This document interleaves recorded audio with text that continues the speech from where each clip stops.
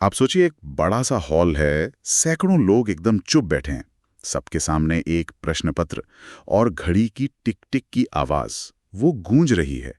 और सामने एक ऐसा सवाल है जो तय कर सकता है कि महीनों की मेहनत का क्या होगा। चार विकल्प हैं और चारों चारों बिल्कुल एक जैसे लग रहे हैं।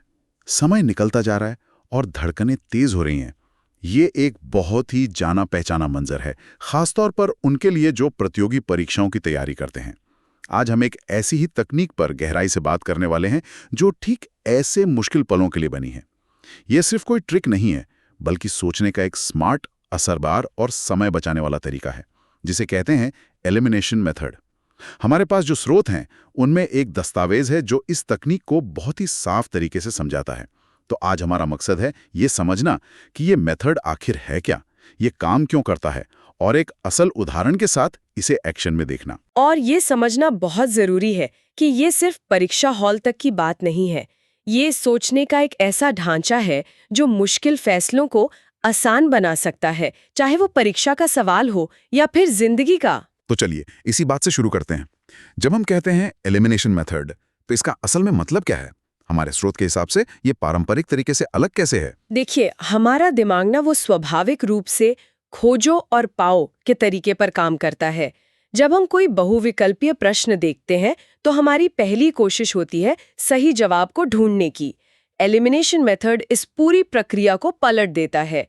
ये कहता है सही उत्तर खोजने की जल्दी मत करो, पहले उन उत्तरों को हटाओ जो निश्चित रूप से गलत हैं। स्रोत के मुताबिक ये एक ऐसी प्रक्रिया है जिसमें हम दिए गए विकल्पों की जांच करते हैं और जो भी विकल्प सवाल की शर्तों या हमारे तर्क के हिसाब से असंभव लगते हैं, उन्हें एक एक करके लिस्ट से बाहर करते जाते हैं। ये तो दिलचस्प है। मतलब ये एक तरह से एक डिफेंसिव रणनीति हुई। आप सीधे हमला करके सही जवाब पर कब्जा करने की कोशिश नहीं कर रहे, हाँ, बिल्कुल। बल्कि अपनी गलतियों की संभावना को एक एक करके कम कर रहे हैं। जैसे कोई मूर्तिकार पत्थर से वो सब हटा देता है जो मूर्ति नहीं है, और अंत में सिर्फ मूर्ति बच जाती है। आपने बहुत बढ़िया तरीके से समझाया। ये मूर्तिकार वाली बात बिल्कुल सटीक है और इसके पीछे एक मनोवैज्ञानिक कारण भी है। जब हम सही जवाब खोजते हैं तो हमारा दिमाग एक तरह की टनल विजन में चला जाता है। अगर हमें वो जवाब तुरंत नहीं मिलता तो घबराहट होती है। एलिमिनेशन मेथड इस पैटर्न को तोड़ता है। ये हमें एक अलग सवाल पूछने के लिए कहता है, इनमें से क्या असंभव है? और गलत पैटर्न को पहचानना अक्सर सही पैटर्न को खोजने से ज्यादा आसान होता है। और शायद इसीलिए ये तब भी काम करता है जब हमें सवाल के बारे में 100% जानकारी ना हो, क्योंकि गलत को पहचानने के लिए अक्सर कम जानकारी की जरूरत होती है ना? बिल्कुल सही नस पकड़ी है आपने। मान लीजिए आपको चार में से सिर्फ इतना पता है कि एक विकल्प तो पक्का गलत है, आपने उसे हटा दिया। अब आपके सही होने की संभावना 25% से बढ़कर 33% हो गई। अगर आप दो विकल्प हटा पाएं तो संभावना 50% हो गई।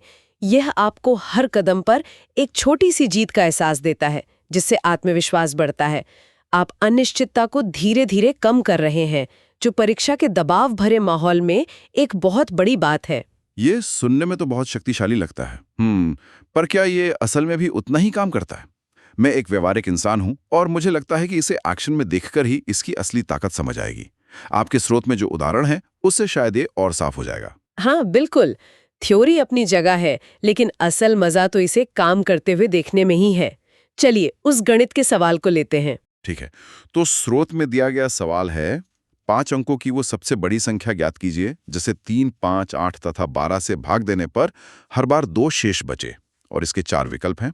पहला 99,999, दूसरा 99,958, तीसरा 99,960 और चौथा विकल्प है 99,962। अब देखिए, पहली नजर में ये सवाल थोड़ा डरावना लग सकता है। 5 अंकों की सबसे बड़ी संख्या, फिर 3, 5, 8 और 12, इन चारों से भाग देना। पारंपरिक तरीके से इसका एलसीएम निकालने में काफी समय और मेहनत लगेगी। 1 मिनट, मुझे ये समझने दीजिए। आप कह रहे हैं कि मुझे 3, 5, 8 और 12 का एलसीएम निकालने और फिर वो 5 अंकों की सबसे बड़ी संख्या के साथ कुछ जटिल गणना करने की जरूरत ही नहीं है? ये तो सहज ज्ञान के विपरीत लगता है। मैं समझ सकती हूँ कि ऐसा क्यों लग रहा है। ये कोई चीट कोड नहीं है, ये बस स्मार्ट तरीके से काम करना है। हमें सवाल के हर हिस्से का इस्तेमाल नहीं करना है, सिर्फ उतने हिस्से का करना है जितने से हमारा काम बन जाए। और इस सवाल का सबसे जरूरी हिस्सा है 2 शेष बचे। ये जो शेषफल यानी रिमाइंडर होता है, वो एक तरह का एक्स्ट्रा पार्ट है, एक अतिरिक्त हिस्सा। अगर हम सही उत्तर वाली संख्या में से इस अतिरिक्त हिस्से को यानी 2 को घटा दें, तो जो नई संख्या मिलेगी वो 3, 5, 8 और 12 से पूरी तरह विभाजित होनी चाहिए। अच्छा, मतलब अगर वो अतिरिक्त तो ना होता तो संख्या पूरी तरह से बढ़ जाती। जैसे अगर हम 11 को 5 से भाग देते हैं तो 1 शेष बचता है। अगर 11 में से वो 1 हटा दें तो 10 बचता है, जो 5 से पूरी तरह कट जाता है। बिल्कुल यही सिद्धांत है। अब हमें बस इसी सरल से सिद्धांत को अपने विकल्पों पर लागू करना है, और हम सबसे मुश्किल संख्या से नहीं बल्कि सबसे आसान संख्या से शुरू करेंगे। 3, 5, 8 और 12 में से विभाज्यता की जांच के लिए सबसे आसान संख्या कौन सी है? मेरे ख्याल से 5 का, क्योंकि 5 का नियम सबसे सरल है। किसी संख्या का आखिरी अंक 0 या 5 होना चाहिए। एकदम सही। तो हमारी रणनीति तैयार है। हम हर विकल्प में से 2 घटाएंगे और देखेंगे कि जो नई संख्या आती है उसका आखिरी अंक 0 या 5 है या नहीं। अगर नहीं है तो वो विकल्प गलत है। चलिए शुरू करते हैं पहले विकल्प से, 99,999। ठीक है, तो 99,999 में से 2 घटाने पर हमें मिलता है 99,997। इसका आखिरी अंक 7 है। यह न तो 0 है और न ही 5। तो इसका मतलब क्या हुआ? इसका मतलब ये 5 से विभाजित नहीं हो सकता। तो इसका मतलब ये हुआ कि 99,999 हमारा उत्तर हो ही नहीं सकता। इसे हम लिस्ट से हटा देते हैं, एलिमिनेटेड। वाह, एक गया। तो हमारी सही होने की संभावना अब 25% से बढ़कर 33% हो गई है। अब दूसरा विकल्प है 99,958। इसमें से 2 घटाने पर हमें मिलता है 99,956। इसका आखिरी अंक 6 है। अच्छा, ये भी 5 के नियम को पूरा नहीं करता, तो ये विकल्प भी गलत है। इसे भी हटा देते हैं। अब हम 50-50 पर आ गए हैं। अब अगर हमें यहाँ अटक भी जाना पड़े और तुक्का लगाना पड़े तो भी हमारे सही होने की संभावना 2 गुनी हो चुकी है। ये तो कमाल है। अब तीसरा विकल्प 99,960। 99,960 में से 2 घटाने पर मिलता है 99,958। इसका आखिरी अंक 8 है। तो ये भी नहीं होगा। हाँ, ये भी 5 से विभाजित नहीं होगा। तो ये तीसरा विकल्प भी गलत साबित हुआ। और बस खेल खत्म। हमने 3 विकल्पों को असंभव साबित कर दिया है। इसका मतलब है कि हमें चौथे विकल्प को जांचने की भी जरूरत नहीं है ना? बिल्कुल नहीं। अगर पहले 3 गलत हैं तो चौथा सही होना ही चाहिए। हमने कोई एलसीएम नहीं निकाला, कोई लंबी चौड़ी गणना नहीं की और 30 सेकंड के अंदर हमें हमारा जवाब मिल गया। बिल्कुल। और अब हमारे पास सिर्फ एक ही विकल्प बचा है, चौथा विकल्प 99962। तर्क के हिसाब से यही हमारा सही उत्तर है, पर चलिए तसल्ली के लिए इसकी पुष्टि भी कर लेते हैं। अगर हम 99962 में से 2 घटाते हैं तो हमें मिलता है 99960। इसका आखिरी अंक 0 है, जो 5 से विभाज्यता के नियम को पूरा करता है। तो ये पूरी तरह से ही बैठता है। हाँ, और हमें 3, 8 और 12 से जांच करने की जरूरत ही नहीं पड़ी। ये अद्भुत है। ये सिर्फ समय बचाने के बारे में नहीं है, ये मानसिक ऊर्जा बचाने के बारे में भी है। एक मुश्किल सवाल को इतनी आसानी से हल करने से जो आत्मविश्वास मिलता है वो अगले सवालों के लिए बहुत जरूरी है। जहां भी विकल्प है वहां एलिमिनेशन की गुंजाइश है। ये तरीका लगभग अचूक लगता है, लेकिन क्या इसमें कोई खतरा भी है? कोई ऐसी स्थिति जहां ये मेथड उल्टा पड़ सकता है? ये एक बहुत ही समझदारी वाला सवाल है, और हाँ, इसके कुछ खतरे हैं। सबसे बड़ा खतरा यह है कि ये तरीका उतना ही अच्छा है जितनी अच्छी आपकी बुनियादी जानकारी है। अगर आपकी बुनियाद ही गलत है तो आप सही जवाब को ही एलिमिनेट कर सकते हैं।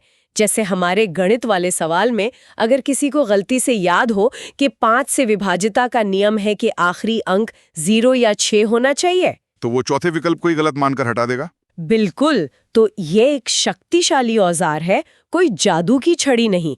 बुनियाद सही होनी चाहिए। बात तो सही है। और कोई खतरा? दूसरा खतरा है अति आत्मविश्वास में सवाल को ठीक से ना पढ़ना। कभी कभी सवाल में पूछा जाता है इनमें से कौन सा विकल्प सही नहीं है, और हम जल्दी में एलिमिनेशन मेथड लगाकर पहला सही विकल्प देखते ही उसे गलत मानकर हटा देते हैं। हाँ, ये गलती हो सकती है। इसलिए मेथड कितना भी अच्छा हो, सवाल को ध्यान से पढ़ना हमेशा पहला नियम होता है। तो इस सब का क्या मतलब निकलता है? इस पूरी चर्चा से हमें क्या बड़ी सीख मिलती है? अगर हम इसे बड़ी तस्वीर में देखें तो एलिमिनेशन मेथड सिर्फ परीक्षा पास करने की एक तकनीक नहीं है। ये समस्या को देखने का एक नजरिया है। ये हमें सिखाता है कि कभी-कभी किसी समस्या का सीधा समाधान खोजना बहुत मुश्किल हो सकता है, लेकिन उसके असंभव समाधानों को पहचानना ज्यादा आसान होता है। ये हमें बताता है कि 100% जानकारी न होने पर भी हम तर्क और आत्मविश्वास के साथ आगे बढ़ सकते हैं। बिल्कुल सही। तो आज की इस चर्चा में हमने देखा कि एलिमिनेशन मेथड क्या है, इसके पीछे का सरल और शक्तिशाली तर्क क्या है, और कैसे ये गणित से लेकर इतिहास तक हर विषय में हमें सही उत्तर तक पहुंचा सकता है। हमने ये भी समझा कि ये सिर्फ समय नहीं बल्कि हमारी कीमती मानसिक ऊर्जा भी बचाता है, लेकिन इसके इस्तेमाल के लिए एक ठोस बुनियादी ज्ञान और सावधानी जरूरी है। हाँ, ये स्मार्ट तरीके से काम करने के बारे में है, न कि सिर्फ ज्यादा मेहनत करने के बारे में। और मैं श्रोताओं के लिए एक अंतिम विचार छोड़ना चाहूंगी जो हमारे स्रोत से थोड़ा आगे जाता है। जरूर। हमने इस तरीके को अकादमिक और परीक्षा के संदर्भ में देखा, पर ये एक महत्वपूर्ण सवाल उठाता है, क्या एलिमिनेशन का ये सिद्धांत जीवन के दूसरे बड़े फैसलों में भी लागू हो सकता है? जब हमारे सामने करियर के, रिश्तों के या किसी और चीज के कई रास्ते हों, तो हम अक्सर सबसे सही या परफेक्ट रास्ते को खोजने में उलझ जाते हैं। क्या इसकी बजाय ये सोचना ज्यादा असरदार हो सकता है कि कौन से रास्ते हमारे मूल्यों के लिए निश्चित रूप से गलत है? शायद उन रास्तों को एक-एक करके हटाने के बाद जो बचता है वही हमारे लिए सही के सबसे करीब हो। ये एक सोचने वाली बात है।